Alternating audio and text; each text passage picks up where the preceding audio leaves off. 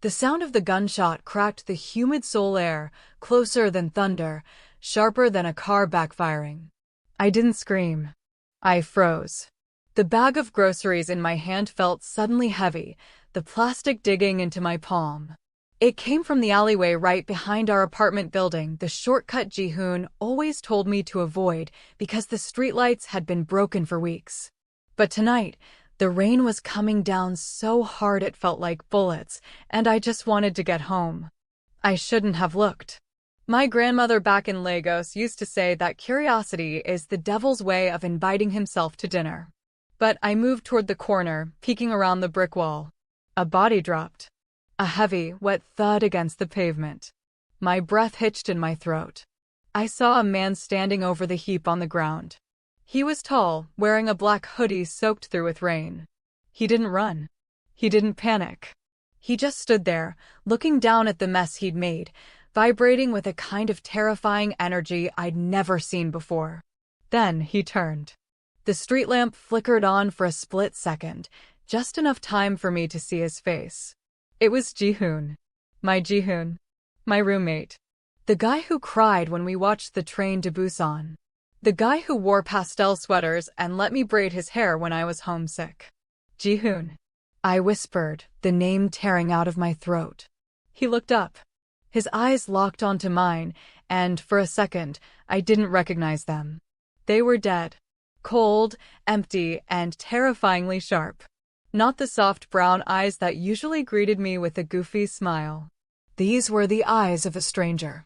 He took a step toward me, and then he collapsed. Ji-hoon. I dropped the groceries, eggs smashing on the wet asphalt, and sprinted to him. I fell to my knees in the mud, grabbing his shoulders. He was burning up, his breathing ragged. Blood was soaking through the sleeve of his hoodie. Oh my God, what happened? Did they hurt you? Ji-hoon, look at me. He groaned, his head lolling back. He rasped. His voice sounded deeper, rougher, like he'd been swallowing gravel. Inside. Now. We need an ambulance. I fumbled for my phone, my hands shaking so bad I almost dropped it. No. His hand shot out, gripping my wrist with a strength that made me gasp. It wasn't gentle. It was iron. No police. No hospitals. Just inside. I stared at him, the rain plastering my braids to my face. This wasn't like him. Ji-hoon called the doctor if he sneezed too hard. But the desperation in his face, the sheer intensity, stopped me. Okay, I've got you. If you want to know how I survive what happens next, or if you just love a story where nothing is what it seems, make sure you hit that like button and subscribe right now. You don't want to miss the secrets I'm about to uncover. I hauled him up. He was heavier than I remembered. Solid muscle under that soaking wet hoodie. We stumbled into the building, dripping water and red-tinged mud all over the stairs. I fumbled with the keypad code 1-0-0-4, Kiansa, Angel. His idea. We crashed into the apartment. I kicked the door shut and locked it, my heart hammering against my ribs like a trapped bird. I dragged him to the sofa, pushing aside the pile of laundry I'd meant to fold 3 days ago. Let me see, I demanded, my nurse instincts finally kicking in over the panic. I reached for the hem of his hoodie. He flinched, batting my hand away. Don't. Ji-hoon, stop being stubborn. You're bleeding. I snapped, my voice rising. I need to see if you need stitches. He stared at me then. Really looked at me. It was like he was processing my face, my worried frown, the way I was hovering over him. He took a slow breath, his chest rising and falling heavily. I'm fine, Beatrix. Just a scratch. He said my full name. He never said my full name. It was always B or Queen B or Hey You. Take off the hoodie, I ordered, trying to sound tougher than I felt. He hesitated. His eyes darted to the window, checking the blinds were drawn, then back to me. Slowly, painfully, he unzipped the jacket. Underneath, he was wearing a long-sleeved compression shirt, black, tight against his skin. The blood was oozing from a slash on his upper arm. But that wasn't what caught my eye. As he pulled his arm out of the jacket, the sleeve of the compression shirt rode up just an inch at his wrist. Ink. I blinked. Just a flash of black lines against his pale skin. Since when do you have a tattoo? I asked, frowning. You told me you were scared of needles. You literally fainted when we got our flu shots last winter. He froze. Literally stopped breathing. He yanked the sleeve down instantly, covering his wrist. It's fake, he muttered, avoiding my eyes. Henna. Just trying something new. To impress a girl. A girl? I scoffed, running to the bathroom to grab the first aid kit. You didn't tell me there was a girl. I tell you everything, and you're out here getting secret tattoos for some girl. I came back with the antiseptic and bandages. I sat on the coffee table in front of him, pouring some alcohol onto a cotton pad. This is going to sting. I pressed it to the cut on his arm. He didn't even flinch. He didn't make a sound. He just watched me. His gaze was heavy, scorching. It felt like he was studying the curve of my jaw, the way I bit my lip when I was concentrating. It made the hair on the back of my neck stand up. Stop looking at me like that, I murmured, taping the gauze down. Like what? Like you've never seen me before. He stayed silent for a long moment. The apartment was quiet, just the sound of the rain lashing against the window and the hum of the refrigerator. Maybe I haven't, he said softly. Not really. My heart did a weird flip. I pulled back, trying to laugh it off. Okay, drama king. You hit your head or something. I stood up, needing to put some distance between us. The air around him felt charged, electric, dangerous. I'm going to make you some soup. Dr. Kim said you need to eat more iron anyway. I went to the kitchenette, my sanctuary. The familiar motions of chopping scallions and washing bean sprouts usually calmed me down, but my hands were still trembling. Something was wrong. I looked back at him from the kitchen counter. He was sitting on the edge of the sofa, back rigid. He wasn't slouching or checking his phone for memes. He was scanning the room, checking the exits, looking at the lock on the door. He pulled his phone out. Not his usual bright yellow case with the cartoon stickers. A sleek, black burner phone. He typed something rapidly, his thumbs moving with a speed and precision I didn't recognize. Then he lifted the phone to his ear. I turned on the tap to fill a pot, letting the water run loud so I could listen without him knowing. It's done, he whispered. His voice was cold. Zero emotion. Clean up the mess in the alley. No, he's gone. I'm in place. Yeah, she's here. A pause. No, Minsuk. She doesn't know anything. And it stays that way. I shut off the tap instantly. Who are you talking to? I called out, my voice too cheerful, too high. He jumped, just slightly. He slid the phone into his pocket in one fluid motion. Insurance, he called back.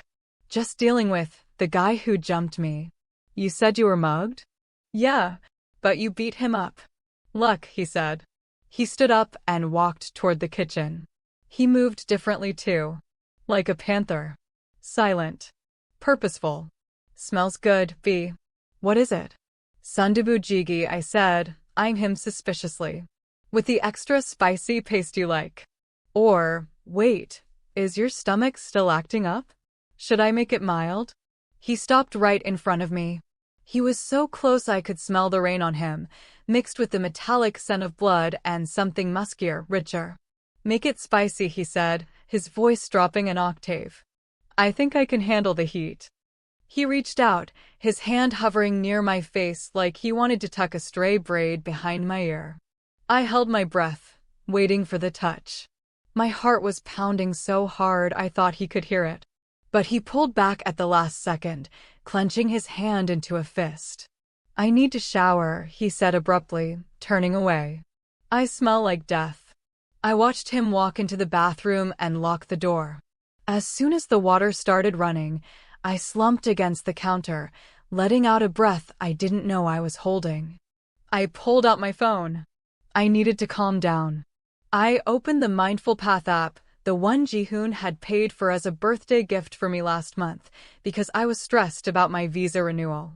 I tried to do the breathing exercise, watching the little blue circle expand and contract. Inhale for 4. Exhale for 4. It wasn't working. My mind was racing. The gunshots. The blood. The way he looked at me. The phone call. It's done.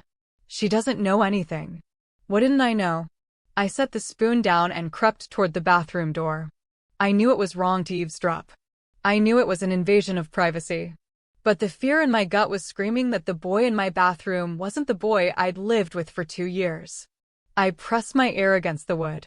I can't do this, Min-suk, I heard him say, his voice low, barely over the sound of the shower. He was my brother. He was soft. He had thrown pillows with cats on them. I can't be him. My blood ran cold. Brother? Ji-hoon didn't have a brother. He told me he was an only child. He told me his parents died when he was a baby. I don't care about the territory, the voice continued, snarling now. Park Dae-hyun killed him. He thought he was killing me. I'm going to burn Park's entire world to the ground. But this girl. A long pause. She trusts him. She trusts me. She just looked at me like I was the sun and the moon.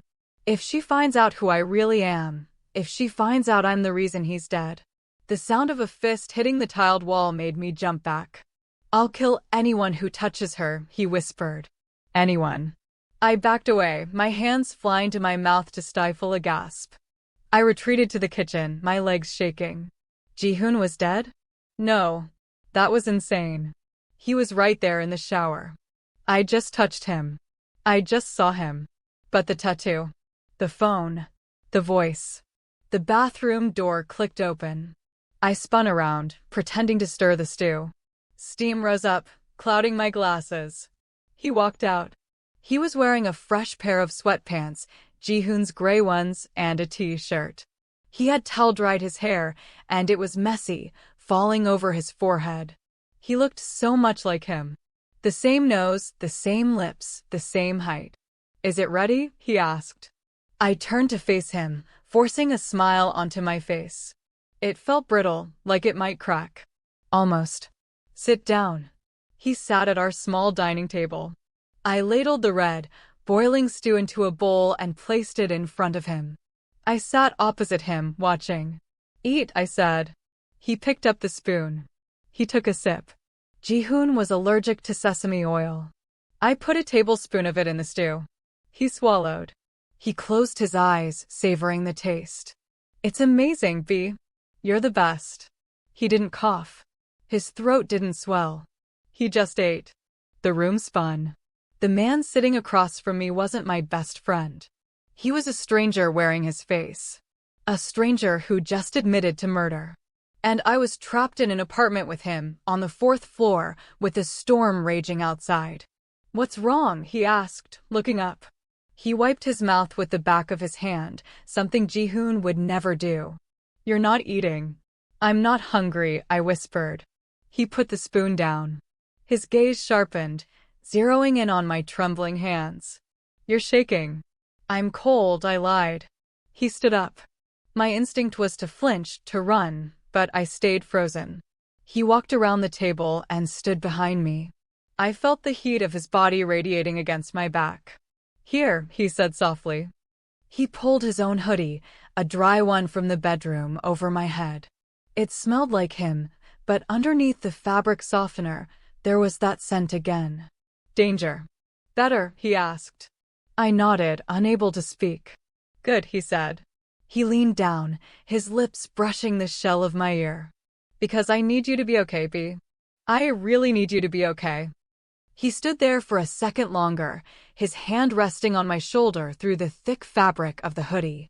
It was heavy, possessive. Ji-hoon's touch was always light, like a butterfly landing on a flower, nervous, fluttery. This man's hand felt like an anchor. Like if the floor fell out from under us, he would be the only thing keeping me from dropping into hell.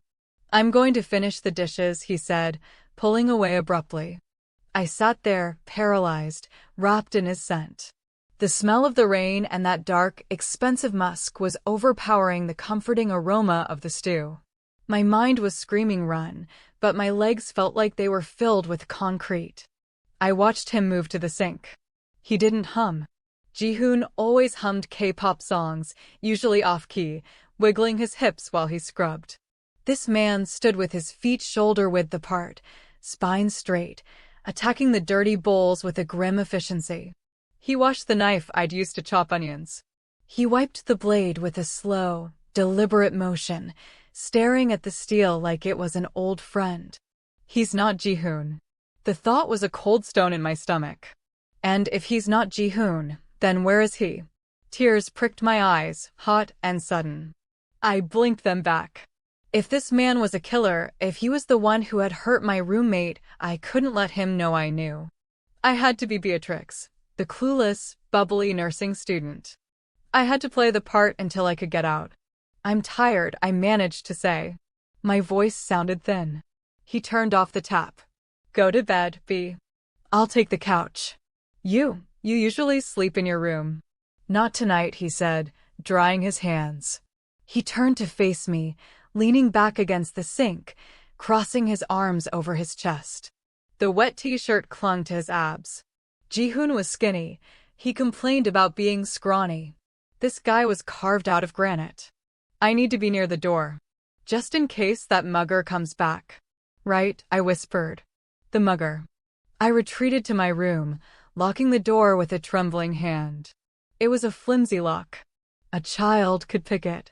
I grabbed a chair and wedged it under the handle, my heart thumping so hard I thought it would wake the neighbors. I didn't sleep. I sat on my bed, hugging my knees, listening. For hours, the apartment was silent. Then, around 3 a.m., I heard it. A low, rhythmic pacing. Back and forth in the living room. Like a caged animal. Then, a soft click. The sound of a gun slide being checked? Or just a lighter. I pulled up my phone, burying myself under the duvet so the light wouldn't show under the door. I had a notification from BetterHelp.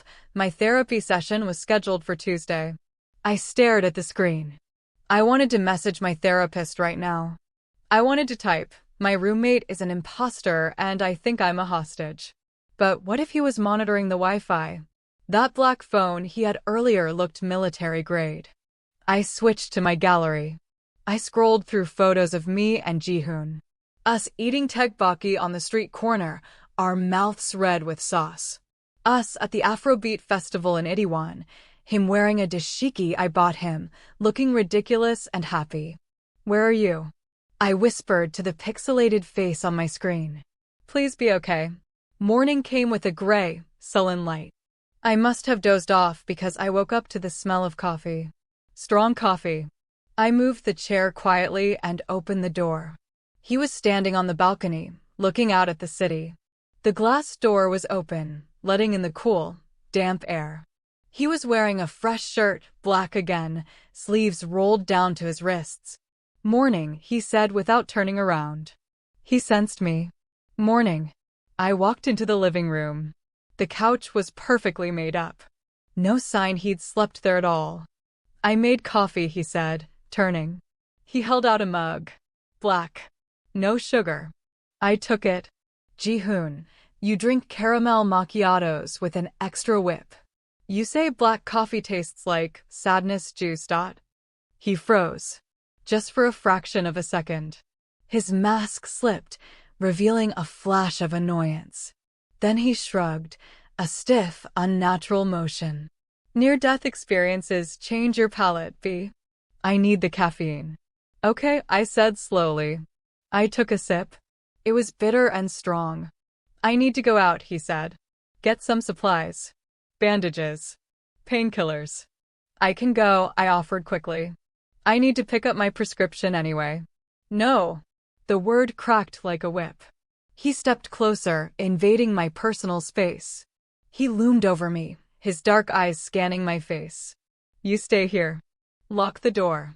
Do not open it for anyone. Not even the landlord. Do you understand? Why are you scaring me? I asked, looking up at him.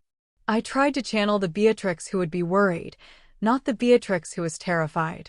You're acting like we're in a mafia movie. A muscle in his jaw ticked. He reached out, his fingers brushing my cheek. His skin was rough, calloused. Because the world is scary, Beatrix. And I realized last night that I haven't been doing a good enough job protecting you. His eyes dropped to my lips. The air in the room suddenly felt thick, heavy like syrup. My breath hitched. He looked at me with a hunger that was raw and terrifying. Ji-hoon looked at me with affection. This man looked at me like he wanted to devour me whole. "I'll be back in 20 minutes, he rasped. He turned and walked out, the keypad beeping as he locked the door from the outside. I waited 10 seconds. Then I lunged for the door. Locked. I ran to the balcony. We were on the 4th floor. No fire escape. Damn it. I hissed. I paced the living room. I needed to find something. Proof. ID, anything. I ran into his bedroom. It was a mess. Ji-hoon was naturally chaotic. Clothes everywhere, manga stacks on the floor. But on the bedside table, amidst the clutter, was a small, leather-bound notebook. I'd never seen it before. I opened it. It wasn't a diary. It was a ledger. Not numbers, but observations. Target, Park Daehyun. Location, Gangnam, Club Vibe. Security, heavy on weekends. And then, on the next page, written in a shaky hand that looked nothing like the sharp, jagged scrawl on the first page. "Brother, if you're reading this, I'm sorry. I tried to get out. I just wanted to live a normal life with B. She makes me happy. She makes me want to be better. Don't hurt her. Please, Ji-sub, don't let the darkness touch her." I dropped the book. My hands were shaking so violently I couldn't breathe. Ji-sub. Twins. They were twins. Ji-hoon had a brother. A brother who was clearly dangerous. A brother named Ji-sub who was now wearing his clothes and drinking his coffee. And the note. I tried to get out. A sob ripped through my chest. I clamped my hand over my mouth. Ji-hoon was gone. I knew it in my bones. The gentle boy who loved my jollof rice and let me teach him pidgin English was gone. I heard the beep of the keypad. He was back. Too soon. I scrambled to put the notebook back exactly how I found it. I sprinted out of his room and threw myself onto the sofa, grabbing the remote. I turned on the TV just as the door opened. He walked in, carrying a plastic bag. He stopped, looking at me. His eyes narrowed. He scanned the room, then looked at his bedroom door, then back at me. "You're flushing," he said softly. He dropped the bag and walked toward me. "Your heart rate is elevated. I can see the pulse in your neck." I was watching the news, I stammered, pointing at the TV. It was a commercial for insurance. Stupid. He didn't look at the TV. He came around the sofa and knelt in front of me. He placed his hands on my knees. The heat of his palms seeped through my jeans. "Beatrix," he said, his voice low and dangerous. "Did you go into my room?" "No," I lied. "Why would I?" He stared at me. It felt like he was peeling back my layers, reading my soul.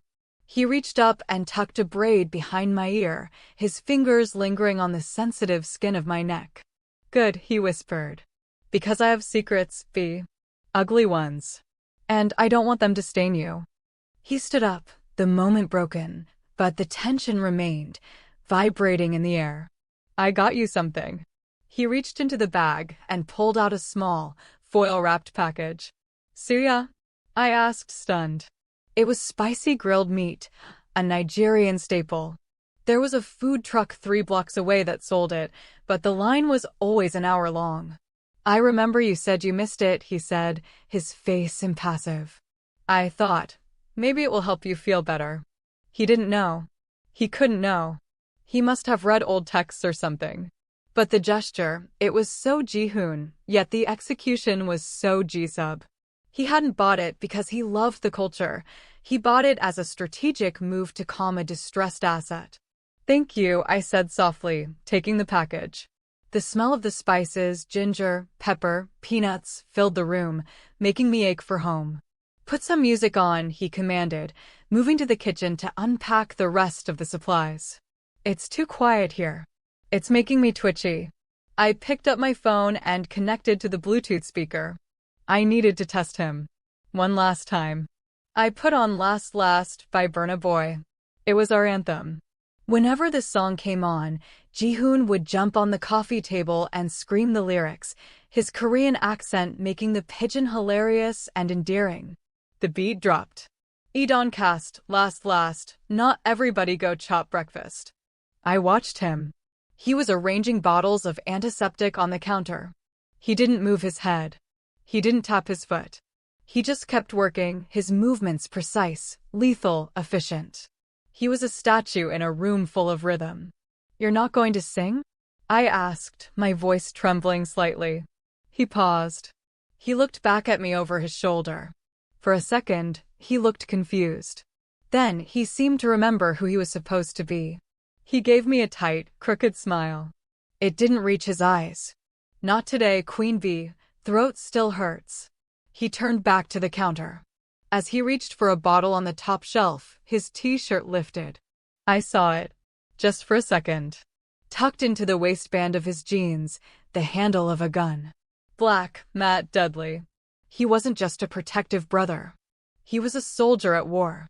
And I was standing right in the middle of the battlefield. Ji-hoon, I called out. Yeah. I need to go to the store, I said, standing up. The fear was gone, replaced by a cold, hard resolve. If I stayed in this apartment, I would be dead. I forgot to buy sanitary pads. I really need to go. He turned slowly. He looked at the gun hidden under his shirt, then at me. He knew I was lying. But he also knew he couldn't stop me without blowing his cover completely. Okay, he said, wiping his hands on a rag. He walked over to me, grabbing his leather jacket. He put it on, concealing the weapon. Get your shoes. I'm coming with you. You don't have to. I said, he interrupted, opening the door and checking the hallway with that terrifying, predatory gaze. I'm coming with you. Until this is over, Beatrix, you don't take a single step without me. We walked out into the corridor. He put his hand on the small of my back, guiding me. His touch burned. Stay close, he murmured against my hair as we stepped into the elevator. And if I tell you to run, you run. The elevator ride down was suffocating. I stared at the numbers ticking down 4, 3, 2, trying not to hyperventilate. Ji-sub stood beside me, radiating heat and danger. He wasn't looking at me. His eyes were glued to the mirrored walls, checking every angle. He was a coiled spring, ready to snap. When the doors opened onto the lobby, he stepped out first, his arm instinctively coming up to block me, shielding my body with his. It was a fluid, practiced motion. A bodyguard's instinct. Ji-hoon used to trip over his own feet walking out of this elevator. Clear, he muttered, more to himself than me. We walked out into the street. The rain had stopped, leaving the pavement slick and black. The air smelled of wet concrete and exhaust fumes. Seoul was waking up, but the usual bustle felt menacing now. Every passing scooter, every black sedan with tinted windows, made Ji-sub tense up. The convenience store is just there. I pointed to the GS25 on the corner. I know, he said. He didn't let go of my arm. His grip was firm, guiding me, controlling the pace. We entered the store. The bright fluorescent lights felt jarring. The cashier, a bored teenager with AirPods in, barely looked up. 5 minutes, Ji-sub said, his voice low. He positioned himself by the magazine rack near the window, pretending to read a comic book. But I saw his eyes darting to the street outside, scanning the passers-by. He was watching the reflection in the glass. I walked to the aisle with the toiletries, my heart pounding. I grabbed a pack of pads at random. My hands were shaking so bad I almost knocked the display over. I needed to tell someone. I needed help. I pulled out my phone. I had 1 bar of signal. I quickly typed a message to Minji, my nursing school friend. Help. My roommate is acting weird. He has a gun. I think I'm in danger. I hit send. Message failed. I stared at the screen in horror. No service? Here? I looked up. Ji-sub was still by the window, but he had turned his head slightly. He was watching me in the convex mirror mounted on the ceiling. He saw the phone. He put the comic book down and walked toward me. He didn't rush, but his strides were long and purposeful. He closed the distance in seconds. "Problem?" he asked, his voice deceptively light. "Just checking the price," I lied, shoving the phone into my pocket. "Let's go," he said. He took the pads from my hand and steered me toward the counter. He paid with cash, a crisp 50,000 won bill. He didn't wait for the change. As we walked out, a black van screeched around the corner, tires squealing against the wet asphalt. Ji-sub moved instantly. He grabbed me by the waist and shoved me into the narrow gap between the store and the adjacent building. His body slammed into mine, pinning me against the rough brick wall. "Stay down," he hissed. The van slowed down as it passed the store. The window rolled down. I saw a man in sunglasses scanning the street. Ji-sub pressed himself against me, covering me completely. His breath was hot on my neck. I could feel the hard shape of the gun against my hip. I squeezed my eyes shut, terrified. The van idled for a moment, then accelerated away. Ji-sub didn't move. He held his position, his chest heaving against mine. We were so close I could count his eyelashes. The adrenaline was rolling off him in waves. "Are they gone?" I whispered. He pulled back slightly, looking down at me. His face was inches from mine. For a moment, the mask was gone entirely. I saw the fear in his eyes, not for himself, but for me. And beneath the fear, something else. Something dark and hungry. "Yeah," he rasped. "They're gone." He didn't step away. He stayed there, caging me in. His gaze dropped to my mouth. The air between us crackled. It wasn't just fear anymore. It was tense. The kind that makes your skin tingle. "Who are they?" I asked, my voice barely audible. "Why are people chasing you, Ji-hoon?" He flinched at the name. A shadow crossed his face. "Because I took something that belonged to them," he said cryptically. "And they want it back." "What did you take?" He looked at me, his eyes searching for mine. "It doesn't matter. What matters is that I'm not going to let them hurt you." He leaned in closer, his forehead resting against mine. "I promise you, Beatrix. I will burn this entire city down before I let them touch a hair on your head." It was a vow. A dark, bloody vow.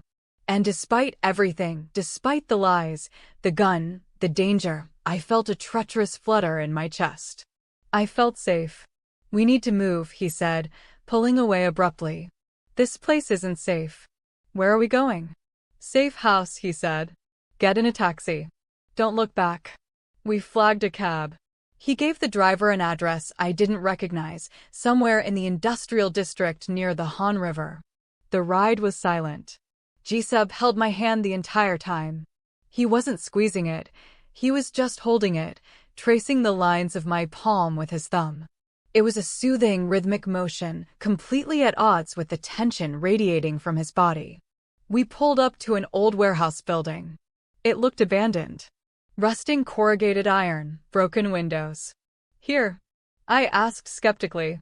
"It's secure," he said. He paid the driver and led me to a side door. He punched a code into a hidden keypad. The door hissed open. Inside, it was a different world. It was a high-tech loft. Sleek furniture, monitors lining one wall, a fully stocked kitchen. It looked like a villain's lair from a movie. "Make yourself at home," he said, locking the door behind us with 3 heavy bolts. "Don't touch the computers." I walked into the room, looking around in awe. You had this place? All this time?" While we were eating ramen and arguing about whose turn it was to buy toilet paper, he took off his jacket, tossing it onto a chair. He checked the gun, then placed it on the table. "I have a lot of things you don't know about, B." He walked over to the bank of monitors. He tapped a few keys, and the screens flickered to life. They showed camera feeds. One was our apartment building. Another was the alleyway where I found him. Another was the street outside the convenience store. "You've been watching," I whispered. "I need to know my enemies," he said flatly.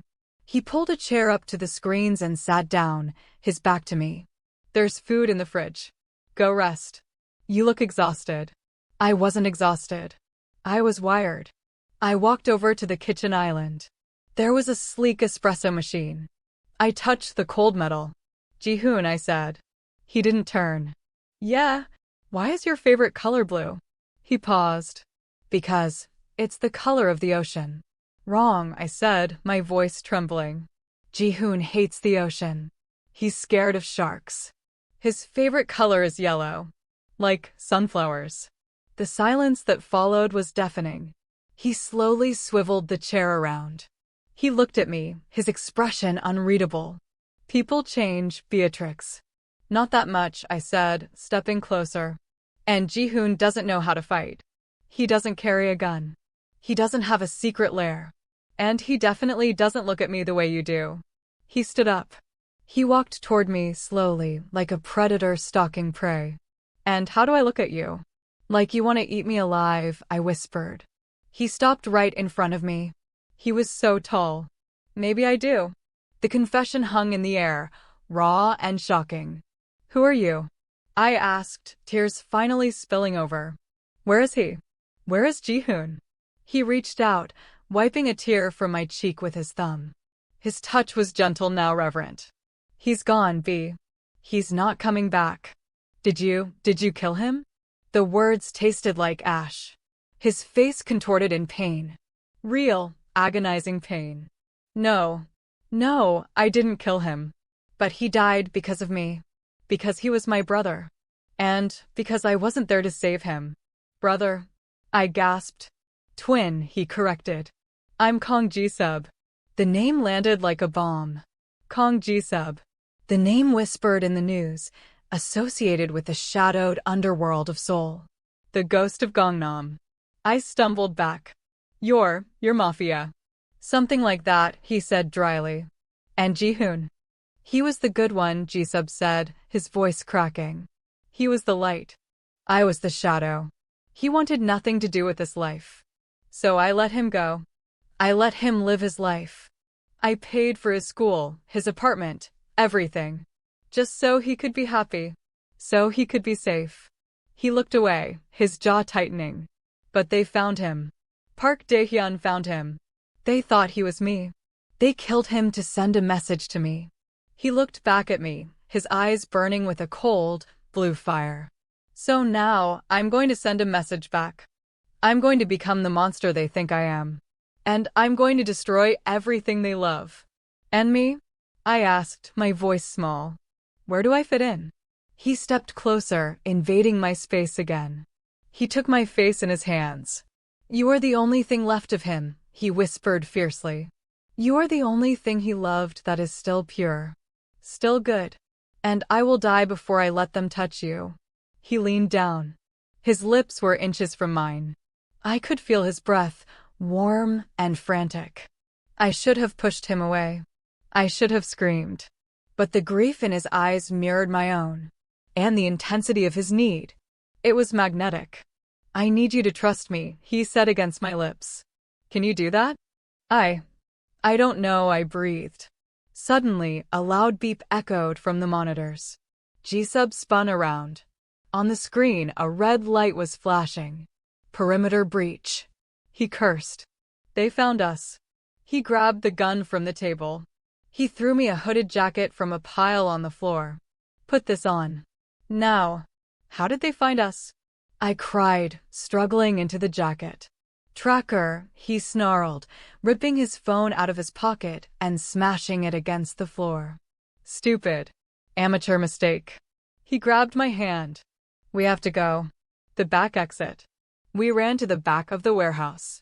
He kicked open a rusted door that led to a narrow fire escape. Below us, 3 cars were screeching into the lot. Men with baseball bats and machetes were pouring out. Up, Ji-sub ordered, pointing to the roof ladder. Go up. I climbed. The metal rungs were slippery with rain. I didn't look down. I could hear shouting below. There. On the roof. A gunshot rang out. A bullet sparked against the metal railing right next to my hand. I screamed. Keep moving. Ji-sub roared from below me. He turned and fired 2 shots back. I heard a cry of pain. We scrambled onto the roof. It was flat, covered in gravel and puddles. Where do we go? I yelled over the wind. There's no way down. Ji-sub looked around frantically. Then he looked at the adjacent building. It was a factory about 6 feet away. But it was a drop. A 10-foot drop. We have to jump, he said. Are you crazy? I can't jump that. He grabbed my shoulders. Yes, you can. You have to. Or they will kill us both. He looked deep into my eyes. I will catch you. I swear. I will not let you fall. He backed up, giving himself a running start. He sprinted toward the edge and leaped. He sailed through the air, his coat flapping like black wings. He landed hard on the lower roof, rolling to absorb the impact. He sprang up instantly, turning to face me. He held out his arms. Jump, Beatrix. Now. Behind me, the fire escape door burst open. Men were swarming onto the roof. I looked at them. Then I looked at Ji-sub. He was waiting. His arms were open. His face was a mask of fierce determination. I took a breath. And I ran. I launched myself into the empty air. For a second, I was flying. Then gravity took over. I hit him hard. He grunted, his arms clamping around me like a vice. We crashed to the gravel roof together, tumbling over each other. He took the brunt of the fall, his back hitting the stones. I landed on top of him. Got you, he wheezed. I got you. We lay there for a second, gasping for air. His arms were still wrapped tight around me. Our faces were pressed together. You're crazy, I laughed hysterically, tears streaming down my face. Yeah, he grinned, a flash of white teeth in the darkness. Runs in the family. He rolled us over so he was on top, checking the edge of the roof. We're not safe yet. Come on. We scrambled down a drainpipe on the other side of the factory, landing in a dark alley filled with trash cans. We ran until my lungs burned and my legs felt like jelly. Finally, we stopped in a small park, collapsing onto a wet bench under a gazebo. I leaned my head back, trying to catch my breath. So, I said, looking at him, "You're a mafia boss. My roommate is dead. And we're being hunted by a syndicate." Pretty much sums it up, he said, wiping sweat from his forehead. And you have a tattoo. He looked at me surprised. He pulled up his sleeve. There, on the inside of his wrist, was a small, intricate design. It wasn't a dragon or a skull. It was a sunflower. Ji-hoon loved sunflowers, I whispered. I got it yesterday, he said quietly. After I found him. So I will never forget what I'm fighting for. He looked at the tattoo, his expression softening. He used to tell me about you, you know.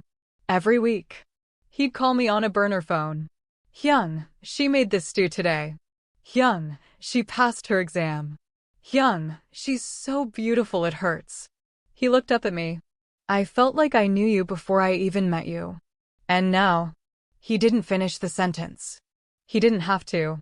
The sound of sirens wailed in the distance. We need a car, he said, standing up. And I need a doctor. I think I popped a stitch. He winced, clutching his side. His hand came away red. You're bleeding again. I cried. I'll live, he gritted out. But we need to get to my lieutenant. Min-suk. He's the only one I can trust. Where is he? Club Vibe, he said. The Lion's Den. We're going to the place where the bad guy is? The best place to hide is right under their noses, he said, a dark smile playing on his lips. Besides, I have a message to deliver. The neon sign of Club Vibe pulsed pink and blue against the rainy night sky, a throbbing heart in the center of Gangnam. It was loud, garish, and exactly the kind of place Ji-hoon would have hated. Stay behind me, Ji-sub murmured, pulling his hood lower. He had stolen a black windbreaker from a clothesline we passed in the alley, discarding his bloody jacket in a dumpster. It was too big for him, but it covered the gun and the wound. We can't just walk in, I whispered, eyeing the bouncers. They were huge, wearing earpieces and suits that cost more than my tuition. Watch me, he said. He walked straight up to the VIP entrance. The bouncer stepped forward, hand raised. Private party, pal. Get lost. Ji-sub didn't stop. He moved into the bouncer's space, looked him dead in the eye, and whispered something. I didn't hear what it was, but I saw the bouncer's face strain of color. He stepped back, fumbling to unhook the velvet rope. He bowed, a deep, terrified 90-degree bow. My apologies, sir. Please. Ji-sub grabbed my hand and pulled me through. As we passed, I heard the bouncer whisper into his wrist mic, "The ghost is here." Repeat, "The ghost is in the building." Inside, the bass was so heavy it rattled my teeth. The air was thick with smoke, expensive perfume, and sweat. Bodies writhed on the dance floor under strobe lights. Ji-sub moved through the crowd like Moses parting the Red Sea. People instinctively moved out of his way, sensing the aura of danger he projected. We headed for the stairs leading to the VIP balcony. At the top of the stairs, a man was waiting. He was dressed in a sharp white suit, his hair slicked back. He looked annoyed. "You're insane," the man hissed as we approached. "Coming here? Tonight?" "Daehyun is in the private room." "Good," Ji-sub said calmly. "Hello, Min-suk." This was Min-suk, the lieutenant. Min-suk looked at me, his eyes widening. "And you brought the girl? Are you trying to get her killed?" "She's safer with me than anywhere else," Ji-sub said. "I need a room. And a first aid kit. Now." Min-suk sighed, rubbing his temples. "Follow me." He led us down a corridor to a heavy soundproof door. He swiped a card, and we entered an office. It was quiet here. The thumping bass was just a dull vibration in the floor. "Sit," Min-suk ordered, pointing to a leather sofa. He went to a cabinet and pulled out a metal box. Ji-sub sat down heavily. He pulled up his shirt. The bandage I'd applied earlier was soaked through. The wound was angry and red. "You tore it open," Min-suk said, inspecting it with clinical detachment. "You need stitches." "Again." "Do it," Ji-sub grunted. "I can do it," I said, stepping forward. Both men looked at me. "I'm a nursing student. I have steadier hands than him." I pointed at Min-suk, whose hands were twitching slightly with nerves. Ji-sub looked at me for a long moment. Then he nodded. "Let her." Min-suk handed me the needle and thread. I sat next to Ji-sub. The smell of blood was strong, but so was his scent, rain, and determination. "This is going to hurt," I warned. "I trust you," he said. He didn't look at the wound. He looked at me. I worked quickly, stitching the skin back together. My hands were steady, my focus absolute. This was what I was good at. Fixing things. Healing. "You're good," Ji-sub murmured as I tied the knot. "I have to be," I said, cutting the thread. "I don't want you to die on me." "Why?" he asked softly. "I'm a monster." "I lied to you." "Because," I said, looking up into his eyes. "You're also the guy who jumped off a roof to catch me. And you have his face." He flinched.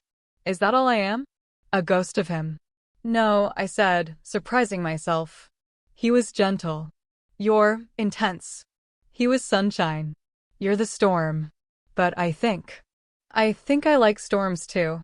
The air in the room shifted. Min-suk cleared his throat awkwardly. Touching moment. "But we have a problem. Daehyun knows you're in the building.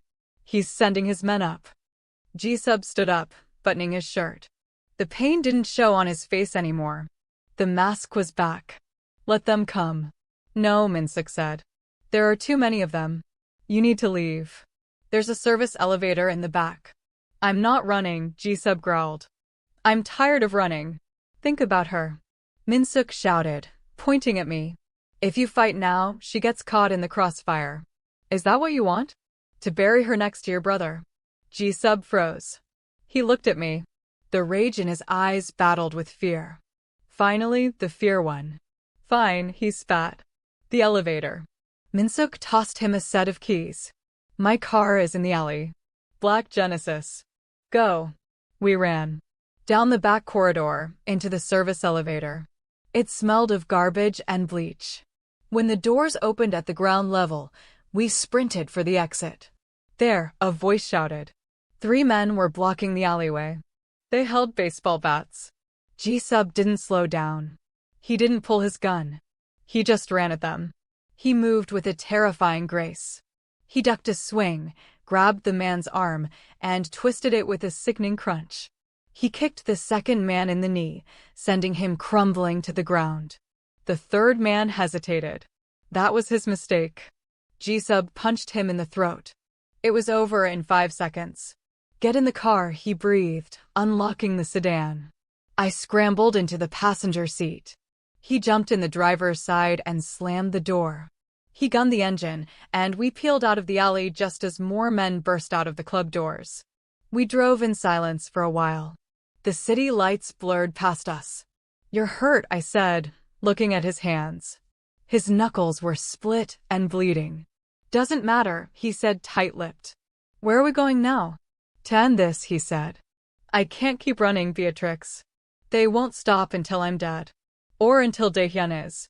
So you're going to kill him? Yes. And then what? I asked. You become the king of Gangnam? You take over the empire. He glanced at me. Is that what you think I want?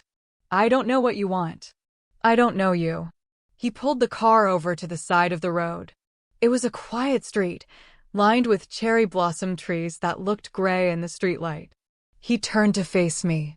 I don't want the empire. I never did. That's why I left. That's why I let Ji-hoon have a normal life. He took a deep breath. I want out. I want to disappear. Go somewhere where no one knows the name Kang Ji-sub. Maybe somewhere with sunflowers. My heart skipped a beat. Africa? He gave me a small, shy smile. It was the most genuine expression I'd seen on him. I hear Lagos is beautiful in the rain. It is, I whispered. It's chaotic and loud and beautiful. Would you? He hesitated, looking down at his hands. If I survive this, would you show it to me? You have to survive first, I said, my voice thick with emotion. Deal, he said. He leaned across the console. He didn't kiss me. He just pressed his forehead against mine again. Stay here. Lock the doors. If I'm not back in an hour, drive. Drive to the airport and don't look back. What? No, you're not leaving me here. I have to go alone, B. Ji-hoon is at his penthouse tonight. I know his schedule. It's the only chance I have to catch him off guard. It's a suicide mission. It's justice, he said. He unlocked his door. 1 hour. Promise me you'll leave if I don't come back. I can't promise that. Promise me, he roared, startling me. I need to know you're safe. I can't focus if I'm worried about you. Tears streamed down my face. Okay. I promise. He nodded. He touched my cheek one last time. Thank you. For stitching me up. For everything. He got out of the car. He walked down the street toward a towering apartment complex. He didn't look back. I watched him disappear into the shadows. I looked at the clock on the dashboard. 11:42 p.m. I waited. The minutes dragged by like hours. 12 o'clock, 12:15. 12:30. At 12:40, my phone buzzed. It was the burner phone he'd left on the seat. A text message. From an unknown number. Come to the roof. Come alone. Or he dies. Attached was a photo. Ji-sub on his knees, blood pouring from a cut on his forehead. A gun was pressed to his temple. I screamed. I didn't think so. I didn't check the time. I threw the car door open and ran. I ran toward the building. The lobby was empty. The security guard was unconscious behind the desk. I hit the elevator button. Penthouse. My mind was blank.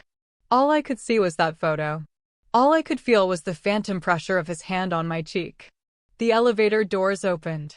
I stepped out into a luxurious penthouse. Floor-to-ceiling windows overlooking the city. White marble floors. And in the center of the room, a nightmare. Ji-sub was on his knees. His hands were tied behind his back. He was battered, bruised, his left eye swollen shut. Standing over him was a man in a silk robe. Park Ji-hoon.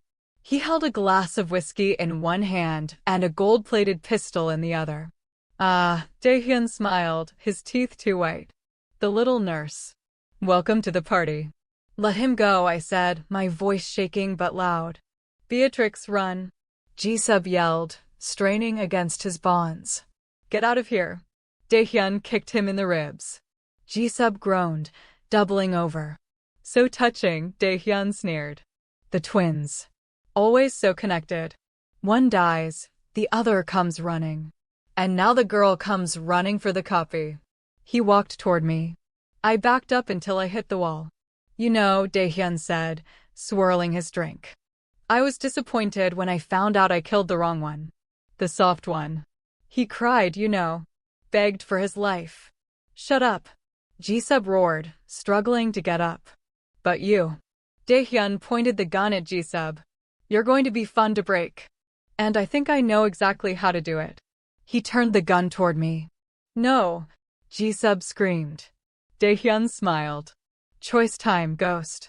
You sign over your territory, your assets, everything, and I let her go. Or, I paint my walls with her brains right now. Ji-sub looked at me. His eyes were wide with panic. Take it, he gasped. Take it all. Just let her go. I knew you'd say that, Dae-hyun laughed. But here's the thing. I don't like loose ends. He cocked the gun. Time seemed to slow down. I saw Ji-sub's muscles tense. He was going to try something. He looked at the body. Then he looked at me. He dropped the gun. He choked out. I ran to him. I crashed into his arms. He held me so tight I thought my ribs would crack. He buried his face in my neck, shaking.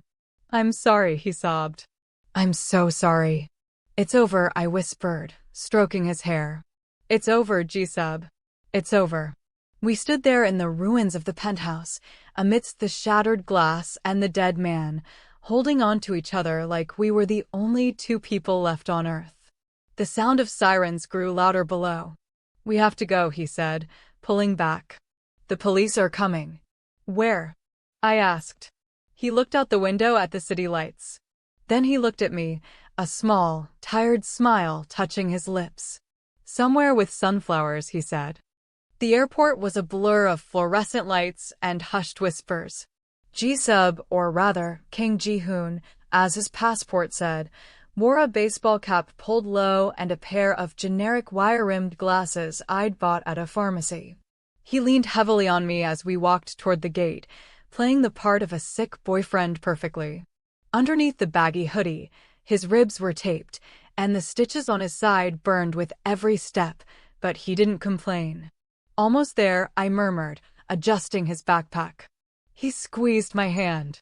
His grip was still strong, but the trembling was gone. He was calm. You don't have to do this, B. You can stay. Go back to school. Forget you ever met me. I stopped right there in the middle of the terminal, forcing travelers to walk around us. I looked up at him. Do you want me to stay? He looked at me, his dark eyes searching for mine. The cold, lethal mask of the ghost was gone. All that was left was a man who looked tired, broken, and desperately hopeful. No, he whispered. I want you with me. Everywhere. Always. Then shut up and walk, I said, tugging his arm. We boarded the plane.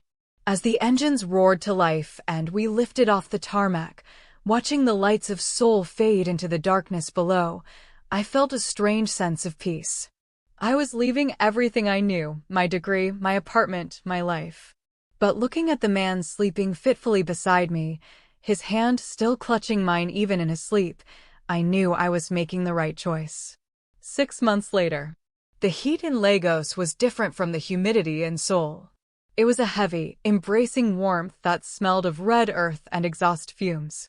The market was a cacophony of shouting vendors, honking okadas, and the thumping bass of Afrobeats from a nearby speaker. I wove through the crowd, carrying a basket of yams and peppers. Beatrix, a voice called out.